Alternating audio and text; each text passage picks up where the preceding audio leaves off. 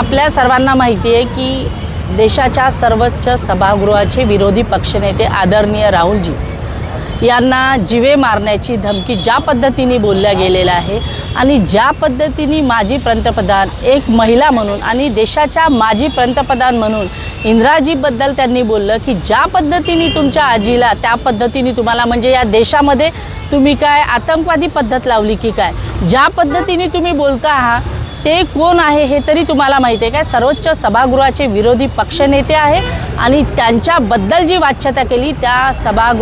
सर्वोच्च सभागृहाच्या सदस्याची ज्या पद्धतीने सुरक्षा केली पाहिजे ती सुरक्षा पंतप्रधानांनी करायची असते आणि जर